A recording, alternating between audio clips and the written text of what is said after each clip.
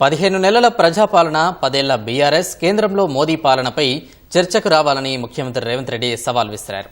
పాలమూరు జిల్లాకు ప్రాజెక్టులు పరిశ్రమలు వద్దా అని ప్రశ్నించారు.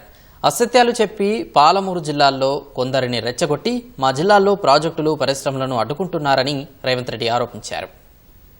10 ఏళ్లు ముఖ్యమంత్రి ఉన్నాయన మన పరిపాలన బాగలేదంటుడు. నేను అడుగుతున్న ఇక్కడికొచ్చిన సోదరుని తెలంగాణ ప్రజల్ని 10 ఏళ్లు కేసీఆర్ ముఖ్యమంత్రి ఉన్నాడు, 12 ఏళ్లు నరేంద్ర మోడీ ప్రధానమంత్రి ఉన్నాడు. ఇవాళ చర్చకు సిద్ధమా? కిషన్ రెడ్డి గారు మీ పార్టీ ప్రెసిడెంట్గా నువ్వురా, కేంద్ర మంత్రిగా నువ్వురా, చంద్రశేఖరరావు గారు ప్రతిపక్ష నాయకుడిగా నీ పార్టీ ప్రెసిడెంట్గా నువ్వురా, కాంగ్రెస్ పార్టీ నుంచి ముఖ్యమంత్రిగా నేను వస్తా. 12 ఏళ్లు మోడీ పరిపాలన మీద, 10 ఏళ్లు చంద్రశేఖరరావు పరిపాలన మీద, 12 నెలల మా పరిపాలన మీద, ప్రజా పరిపాలన మీద చర్చ చేయడానికి నేను సిద్ధంగా ఉన్నా. చర్చలో ఓడితే ముక్కు నేలకు రాస్తా అని చెప్పి నేను ఈ సందర్భంగా సవాలు విసురుతున్నా. ఇవాళ నేను అడుగుతున్నా, మాకు అవకాశం వచ్చింది, మా జిల్లాకు అవకాశం వచ్చింది, మేము ఎవరినో అడుక్కోవడం, ఎవరి ముందల్లో చేయి దాచడం కాదు. ఇవాళ మా పాలమూరు జిల్లాకే ఒక అవకాశం వచ్చింది. మా ప్రాజెక్టులు మేము పూర్తి చేసుకోవద్దా?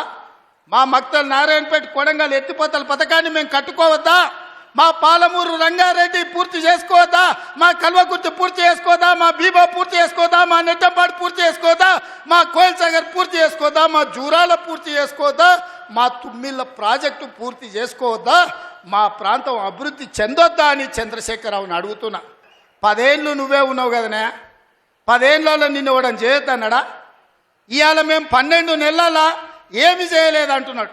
నేను అడుగుతున్న ఇక్కడికొచ్చిన మా ఆడబిడ్డల్ని, అక్క 500 రూపాయలకు సిలిండర్ వస్తలేదా? ఆర్టీసీ బస్సులో ఉచితంగా మీరు బస్సు ఎక్కుతారని టికెట్ అడుగుతురా? ఆ ఎల్లా అమ్మగారింటికి పోవాలంటే ఇంటి ఆయన కిరాయి పైసలు అడగాలి. అమ్మవారి గుడికి పోవాలంటే పక్కింటోళ్ళు తోడు రావాలి.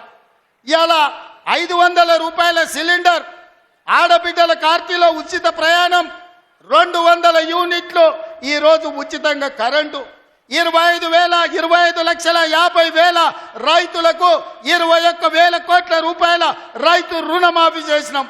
రైతు భరోసా కేసీఆర్ ఎగనామ పెడితే వచ్చిన ఎంబడే 7,625 కోట్ల రూపాయలు ఇవాళ రైతు భరోసా మొదటి విడత ఇచ్చినాం. రెండో విడత ఈరోజు రైతు భరోసాల 10,000 కోట్ల రూపాయలు, ఎకరాకు 12,000 సంవత్సరానికి ఇవాళ మనం మొదలు పెట్టినాం. మార్చి 31 లోపల ఈరోజు రైతు భరోసా నిధుల్ని రైతుల ఖాతాలో వేయదలుచుకున్నాం. నిరుద్యోగ యువకులకు 55,000 ఉద్యోగాలు ఇచ్చినాం.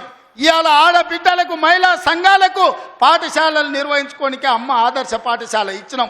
ఇవాళ పాఠశాల పిల్లలకు బట్టలు కుట్టే పని ఆడబిడ్డలకు ఇచ్చినాం. ఇవాళ 1000 మెగావాట్లు సోలార్ విద్యుత్తు ఆడబిడ్డలకు ఇవాళ నిర్వహించుకోవడానికి ఇచ్చినాం.